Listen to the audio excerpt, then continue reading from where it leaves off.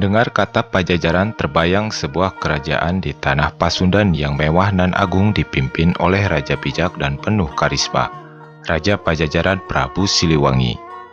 Sang Prabu yang dikenal sakti mandraguna juga arif dan bijaksana ini tak hanya memiliki bala tentara yang sangat kuat, ternyata juga memiliki banyak pasukan dari bangsa gaib. Salah satu dari pasukan gaib yang populer hingga saat ini yaitu pasukan gaib Maung Bodas atau Macan Putih. Siapa yang tidak tahu ketika kita bicara Prabu Siliwangi sudah pasti akan selalu melekat dengan sosok Macan Putih. Oleh karena itulah kita sering menemukan banyak gambar maupun lukisan di mana seekor macan putih yang selalu berada di sekitar Prabu Siliwangi. Tak hanya itu, Maung Bodas juga dijadikan sebuah lambang agung oleh pasukan Kodam Siliwangi TNI Angkatan Darat, yang menjadi simbol kekuatan akan tangguhnya seorang kesatria. Bahkan untuk masyarakat Jawa Barat dan Banten khususnya, akan sering ditemukan gapura atau patung dengan bentuk macan di setiap daerah, yang mungkin itu menjadikan tanda kebesaran dan ciri khas akan kejayaan Prabu Siliwangi yang merupakan penguasa dan nenek moyang mereka. Hadirnya Maung Bodas sebagai khodam pendamping Prabu Siliwangi memang sudah menjadi perbincangan masyarakat khususnya di tanah Pasundan sejak dahulu kala. Kekuatan dan karisma khodam tersebut sangat mencuri perhatian bagi mereka para pecinta ilmu supranatural. Sampai-sampai tak sedikit dari mereka yang berburu makhluk tersebut untuk dijadikan khodam pendampingnya. Namun siapa sangka, makhluk halus berwujud macan putih itu bukanlah didapat dari hadiah ataupun adanya hubungan pertemanan antara Prabu Siliwangi dengan macan putih. Ternyata keberadaan macan putih tersebut didapatkan usai sang Prabu menaklukkannya dalam satu pertempuran sengit di antara mereka.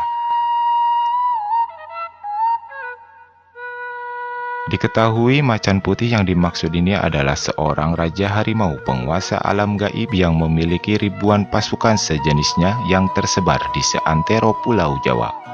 Oleh karenanya dipercaya jika Prabu Siliwangi mampu menguasai semua kekuatan gaib yang berwujud harimau atau raja dari penguasa harimau gaib setanah Jawa. Menurut cerita rakyat yang sudah melekat secara turun-temurun, kisah awal mula Prabu Siliwangi memiliki pendamping harimau putih ini bermula ketika Prabu Siliwangi sedang melakukan sebuah pengembaraan, yang kala itu beliau belum menjadi penguasa Pajajaran.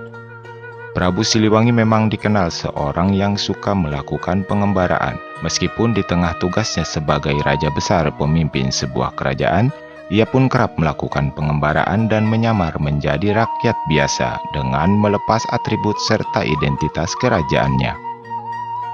Sang Prabu melakukan pengembaraan dengan tujuan turun langsung untuk melihat keadaan rakyat dan menguasai keadaan pertahanan wilayah kekuasaan kerajaan, serta untuk melakukan tapa brata dan olah ilmu kanuragan. Dalam sebuah pengembaraannya, di tengah perjalanan beliau yang hendak beristirahat guna untuk melepas lelah seusai melakukan perjalanan, Prabu Siliwangi beristirahat di kaki Gunung Cermai, tepatnya di Curug Sawer, wilayah Majalengka, Jawa Barat sekarang.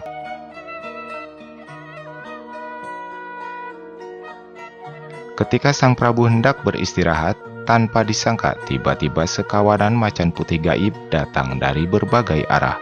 Lalu mereka menghadang langkah sang Prabu dan siap untuk menerkamnya. Yang sebelumnya macan-macan tersebut tidak mengetahui bahwa orang yang mereka hadang itu ialah Prabu Siliwangi. Prabu Siliwangi yang saat itu hanya seorang diri dan tanpa senjata, diserang oleh para pasukan gaib macan putih tersebut. Namun karena memang Prabu Siliwangi dikenal sangat sakti mandraguna, tidak satupun sekawanan macan itu yang dapat melukai tubuh sang Prabu. Akan tetapi sebaliknya, satu persatu dari sekawanan macan putih itu terkena serangan balik dari Prabu Siliwangi. Banyak dari mereka yang tersungkur dan terluka parah akibat dari hebatnya serangan sang Prabu. Dari sekian banyak pasukan gaib macan putih itu kalah oleh Prabu Siliwangi.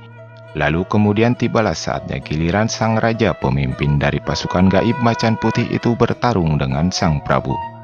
Berbeda dengan pasukan macan lainnya, sang Raja Macan Gaib ini jauh lebih kuat. Sang Prabu pun hampir kewalahan menghadapinya. Pertempuran keduanya terjadi begitu dahsyat, jual beli serangan di antara mereka pun tak terelakkan. Namun bukan Prabu Siliwangi jika tidak mampu mengatasinya. Prabu Siliwangi melihat dengan mata batinnya untuk mencari kelemahan dari lawannya itu.